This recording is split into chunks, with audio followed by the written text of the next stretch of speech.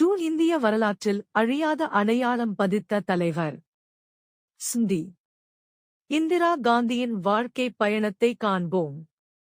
அலகாபாத்தில் 1917ஆம் ஆண்டு பிறந்த இந்திரா காந்தி சிறு வயதிலிருக்குமே அரசியல் சூழலில் வளர்ந்தார். சுதந்திரப் போராட்டத்தின் நடுவில் தந்தை ஜவஹர்லால் நேரு மற்றும் தாயார் கமலா நூரின் பண்பு அவரது மனதில் ஆழ்ந்த தாக்கத்தை ஏற்படுத்தியது. பின்னர் சாந்திநிகேதனில் ரவீந்திரநாத் தாகூர் அவர்களிடம் கல்வி கற்றது அவரது எண்ணங்களுக்கு புதிய திசையை கொண்டு வந்தது. இந்திய கலாசாரமும் உலக பார்வையும் ஒன்றிணைந்த ஒரு வலிமையான சிந்தனை அவருக்குள் உருவானது. சுதந்திரப் போராட்ட காலத்தில் தன்னார்வ பணிகளில் ஈடுபட்டு மக்கள் நலனுக்காக உழைத்த இந்திரா காந்தி பின்னர் காங்கிரஸ் கட்சியில் முக்கிய பொறுப்புகளை ஏற்று அனைவரும் நம்பிக்கை வைத்த தலைவராக உயர்ந்தார்.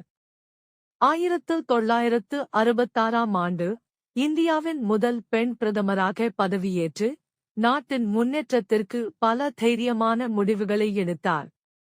குறிப்பாக பசுமை புரட்சியை ஊக்குவித்து விவசாயத் துறையில் உணவு தன்னிறைவை இந்தியா அடைய வழிவகுத்தார். மேலும் தேசிய பாதுகாப்பு, அறிவியல் முன்னேற்றம், தொழில்துறை வளர்ச்சி, வெளிநாட்டு உறவுகள் எது வந்தாலும் இந்திரா காந்தி உறுதியுடன் நிற்கும் ஒரு வலிமையான தலைவராக விளங்கினார். 1971 காலகட்டத்தில் கடினமான சூழ்நிலைகளில் இந்தியா எடுத்த முன்னெடுப்புகளுக்கு அவர் காட்டிய நிலைத்தன்மை உலக நாடுகளின் கவனத்தையும் மரியாதையையும் பெற்றது. அவருடைய வாழ்க்கை தன்னம்பிக்கை, துணிவு மற்றும் விடாமுயற்சியின் சின்னமாக திகழ்கிறது.